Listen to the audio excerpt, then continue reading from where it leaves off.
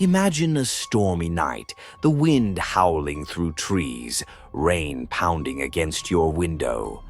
Now picture yourself alone in a dark forest, your only guide a faint, flickering flashlight. Or standing in an ancient cemetery, the air thick with whispers that seem to come from the shadows themselves. What if you glanced into a mirror and saw someone else's reflection staring back at you, pleading for help? These are the haunting tales we're diving into tonight. Stories of mystery, of things that linger in the dark, watching, waiting.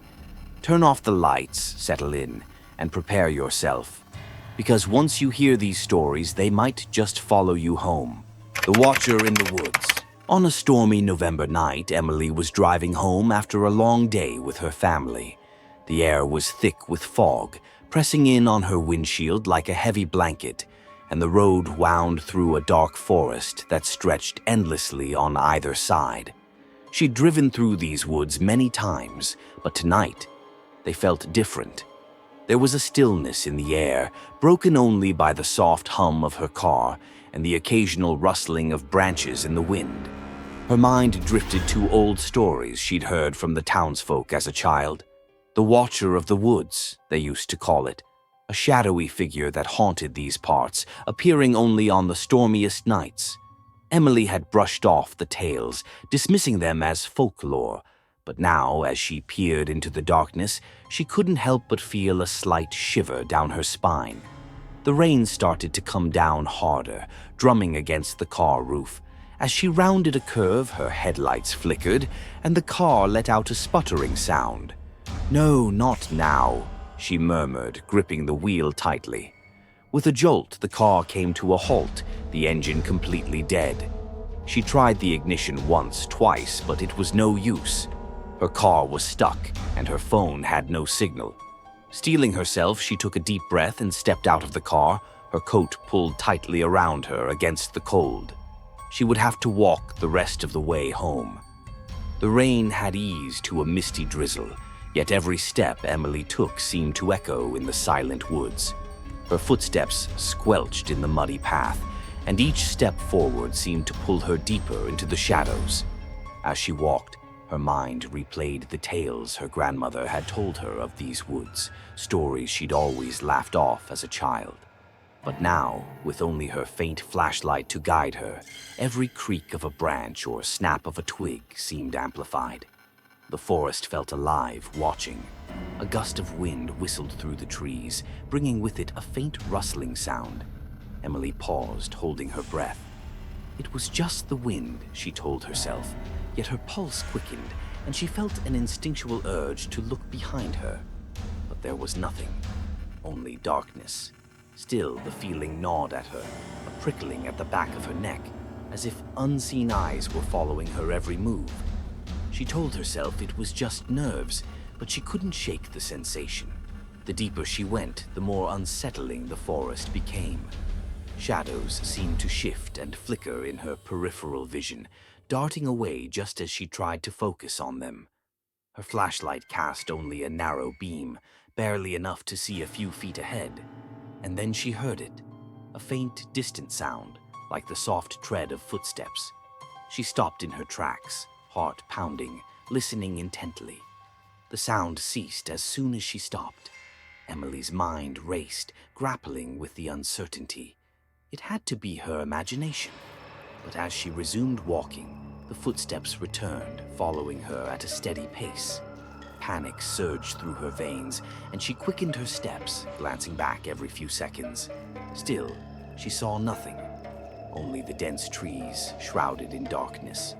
The footsteps grew louder, more insistent, until they were almost in rhythm with her own.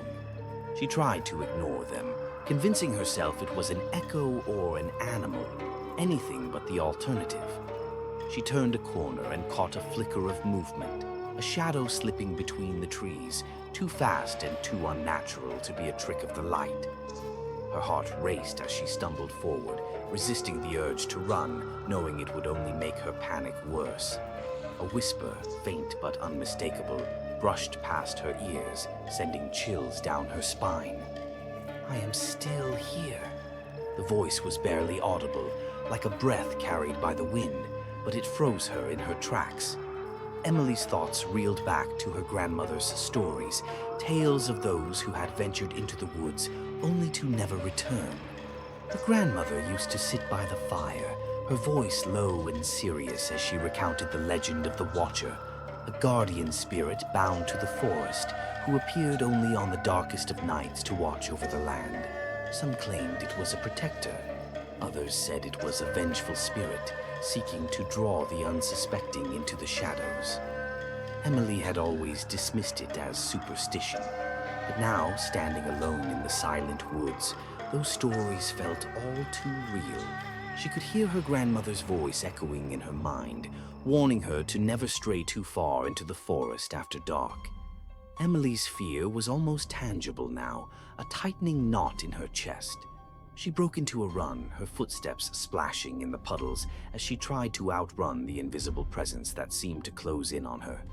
The whispers grew louder, the words indistinguishable but laced with a sinister tone. The path seemed endless, stretching on and on as if the forest itself were conspiring to keep her trapped. She stumbled, nearly falling, and when she looked up, she saw a figure, a dark, smoky silhouette standing in the path ahead, motionless. She couldn't make out its features, but its shape was unmistakably human. Emily froze, paralyzed with fear. The figure didn't move, yet she felt its gaze piercing through her. Summoning every ounce of courage, she took a step back, then another, until the figure seemed to melt into the shadows. Without looking back, she bolted, running as fast as her legs could carry her. After what felt like an eternity, the faint glow of her house's porch light appeared through the trees. Relief flooded her as she dashed up the steps, fumbling with her keys in her trembling hands. She shoved the door open, practically throwing herself inside, and locked it behind her. Breathing heavily, she leaned against the door, trying to calm her racing heart. She was safe now. It was over. But as she stood there, a strange unease crept over her, a lingering sense that something was not right. She glanced toward the window across the room, catching a glimpse of her reflection in the rain-streaked glass. And there, just behind her, was the shadowy figure, its dark form almost blending with the night outside. Emily's breath caught in her throat as she stared, paralyzed with fear. The figure remained still, watching her. Then, as suddenly as it had appeared, it was gone, leaving only the faint whisper in the air. I am still here. The days that followed were a blur of sleepless nights and constant fear. Even in the safety of her home, Emily couldn't escape the feeling that she was being watched. Shadows seemed to shift in her peripheral vision, and objects in her house would occasionally be out of place, as if someone had been there, silently moving through her space. She could no longer sleep in peace. Every time she closed her eyes, she heard faint whispers, words she couldn't quite understand, but filled with a chilling malice. The presence was there, lingering just out of sight, always watching. Driven to the edge of her sanity, Emily decided she had to confront whatever it was that had followed her. She stood in her living room one night, the lights dimmed, and spoke aloud, her voice trembling but firm. "Who are you? What do you want from me?" The silence that followed was almost suffocating. But then a cold gust swept through the room, and she felt a presence behind her. She turned slowly, and there it was, the Watcher, standing inches away, its shadowy form almost blending with the darkness. Its voice was soft, almost mournful. "I was here long before you, bound to this place. You strayed into my domain, and now I am part of yours." As the years passed, Emily learned to live with the Watcher. She no longer feared the whispers or the shifting shadows, accepting the presence as part of her life. The Watcher never left, lingering in the corners, silent but always there, a constant reminder of the night she wandered too far into the forest. And every so often, on stormy November nights, she would hear the familiar whisper, soft but unmistakable, "I am still here." Emily had come to understand that some things cannot be left behind, and some places, like the forest, will always keep a part of those who wander through them. The Forgotten Cemetery. Ryan and his friends were out exploring on a dreary November evening, looking for a thrill to distract them from the monotony of their small town. The sky was a murky gray, thick clouds hanging low and heavy with the promise of rain. The group had ventured far from the familiar roads and into the depths of the woods, driven by a vague map they'd found online and a rumor they'd heard about an abandoned cemetery hidden deep within. After nearly an hour of trekking through the trees, they stumbled upon it, an ancient, crumbling cemetery, its headstones weathered and covered in moss, almost completely swallowed by the forest. Broken iron gates stood as silent sentinels, their rusted bars twisted by time. The sight filled them with a mixture of awe and unease, but they laughed it off, daring each other to stay there until midnight. "Let's see who's brave enough to last the night," one of them joked, his voice cracking slightly, betraying his nerves. They all agreed, chuckling nervously, and settled on the damp ground, trying to ignore the unsettling atmosphere. It was quiet, almost too quiet, the only sound being the occasional rustle of leaves and the distant hoot of an owl. But as the evening wore on, the wind picked up, howling through the trees, and the first raindrops began to fall, tapping against the stones like soft, echoing footsteps. The rain soon intensified and the air grew colder. Despite their initial bravado, an unspoken tension began to spread among them as strange sounds started to fill the cemetery. At first, it was subtle, a faint whisper that seemed to drift through the air, too soft to make out any words. Ryan shivered, pulling his jacket tighter around himself. "Did you guys hear that?" he asked, his voice barely above a whisper. One of his friends laughed nervously. "It's just the wind, man. Don't freak yourself out." But the whispers grew louder, mingling with the rain, forming a chorus of hushed voices that seemed to come from every direction. They were soft, almost pleading, as if countless voices were trying to reach them from beyond, whispering secrets only the dead could know. The laughter faded, replaced by wide eyes and anxious glances. They huddled closer together, unsure of what to do. But before any of them could suggest leaving, a gust of wind swept through the cemetery, bringing with it the unmistakable scent of decay. As the rain poured harder, they decided it was time to leave, casting aside their dare in favor of the safety of home. They turned to go, making their way toward the path they'd come in on, only to find that the trees and fog had shifted, obscuring the way. "Wait, wasn't the path right here?" one of them asked, his voice trembling. Ryan's heart began to pound. No matter which direction they tried, every path seemed to loop back to the cemetery. It was as if the forest itself was conspiring to keep them there, trapping them in an endless maze that led only back to the forgotten graves. They called out to each other, their voices echoing through the rain, growing more frantic with every step. But the more they tried to leave, the more disoriented they became. Shadows seemed to close in around them, dark figures slipping between the trees, watching, waiting. Hours passed, or at least it felt like hours, with no end to the relentless rain or the haunting whispers. One by one, Ryan's friends started to disappear into the mist, each vanishing in a swirl of fog and shadow, their last cries swallowed by the night.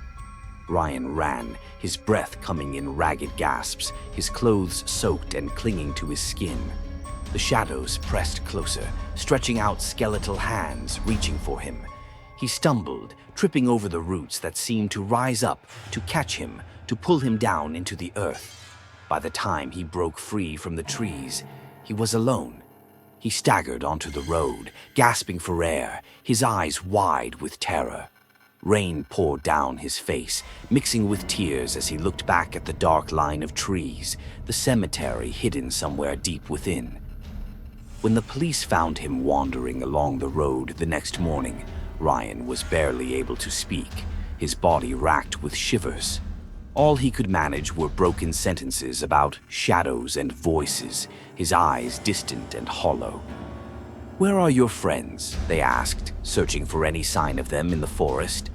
But the woods were silent, the cemetery hidden once more, leaving no trace of the night's horrors. Ryan spent the rest of his life haunted by that night, hearing the whispers in every rainy November, feeling the shadows creep closer whenever he closed his eyes.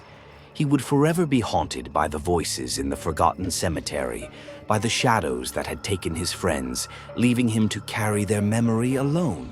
And on stormy nights, if you listen closely in the old cemetery, you might still hear them. The soft, desperate whispers of those who never made it out. The man in the raincoat. It was a stormy night, rain hammering down as Sarah drove home on a deserted country road. The headlights of her car cut through the heavy downpour, illuminating the wet asphalt and casting long shadows across the trees that lined the road. She squinted, focusing on the road ahead, eager to reach the warmth of her home. But then, through the blur of rain on her windshield, she saw him. A man standing by the side of the road, his head bowed, shoulders hunched, and hands clasped in front of him. He was wearing a long, dark raincoat, drenched by the rain, the water dripping off the wide-brimmed hat that shadowed his face. Sarah's heart skipped a beat. She slowed down, unsure. What was he doing out here alone in the middle of a storm? Maybe he needed help. She hesitated, her fingers tightening on the steering wheel. Her instinct told her something wasn't right, but her sense of compassion won over her fear. She reduced her speed further, inching the car closer to him.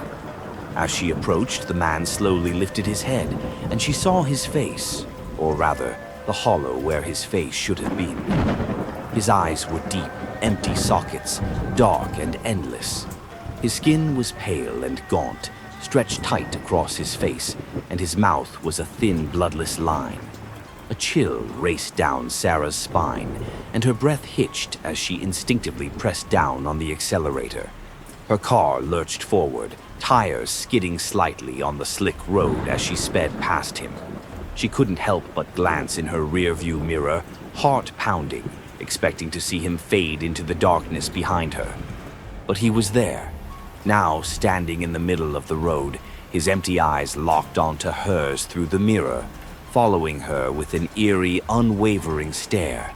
She couldn't look away, transfixed by the hollow void of his gaze, until a sudden bend in the road forced her attention back to her driving.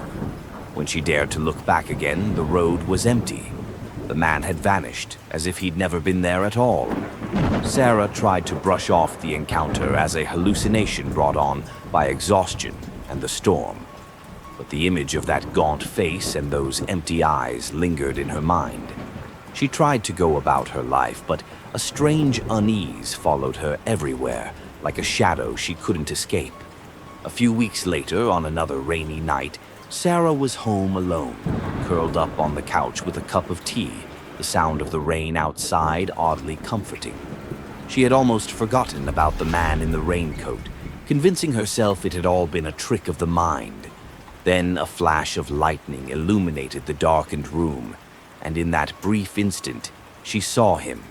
He was standing outside her living room window, his rain-soaked coat clinging to his thin frame, his head slightly tilted as he stared at her with those same hollow eyes.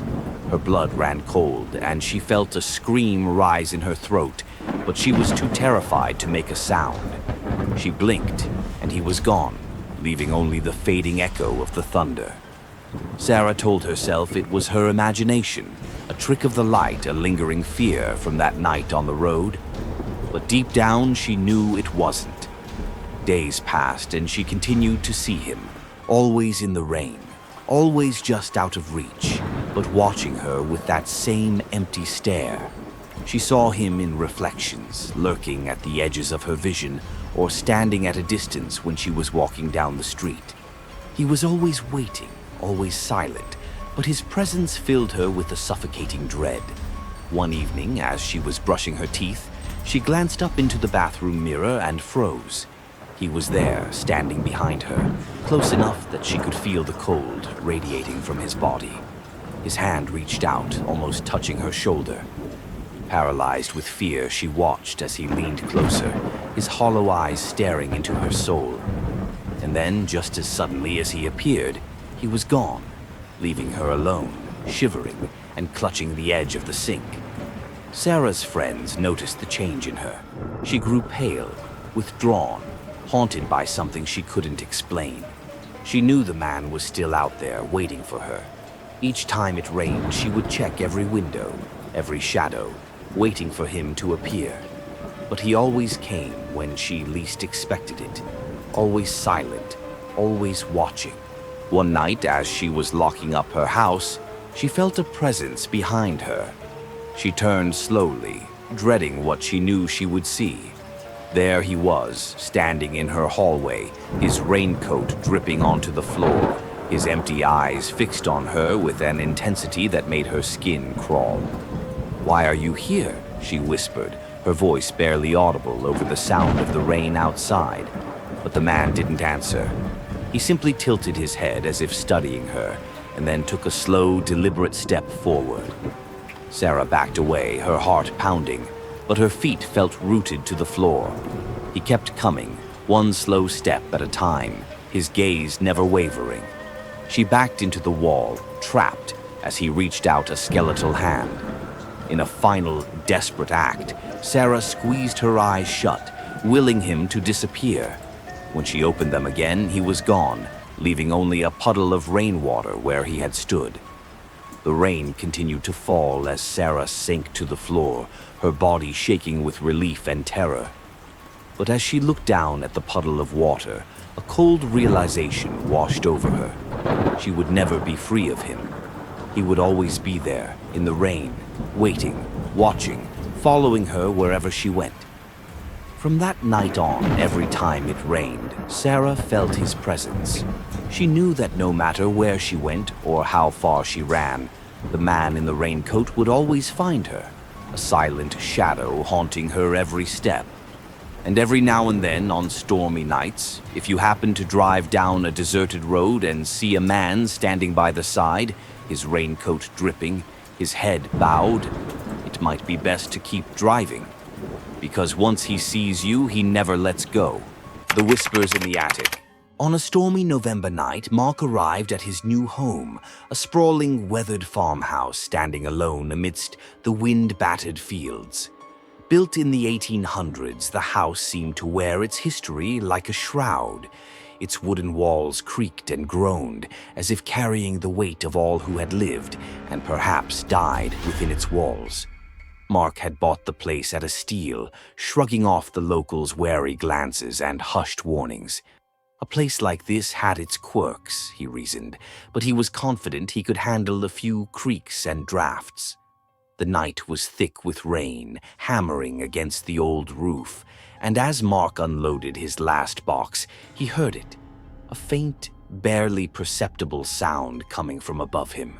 It was soft, like footsteps treading carefully across the attic floor. He froze for a moment, ears straining, but after a few seconds the sound stopped, leaving only the drum of rain against the windows. Shaking his head, he told himself it was just the house settling. Old houses made noises. Besides, he was alone. He'd checked every corner before settling in. But as he settled into bed that night, the whispers began. The storm raged outside, wind rattling the window panes as rain pelted down in torrents. Mark lay in bed listening to the storm when he heard it again, the faint creak of footsteps above him, followed by a soft, barely audible whisper. His pulse quickened as he strained to make out the sound, but the voice was too quiet, like the wind whispering secrets only the walls could hear. Just as he was drifting off, he heard it clearly for the first time, a soft, pleading voice. "Help me." He bolted upright, his heart pounding. He held his breath, waiting for the sound to repeat, but the house fell silent. It was late, he told himself, and his imagination was running wild. Yet, deep down, he couldn't shake the feeling that something was wrong, that he wasn't truly alone.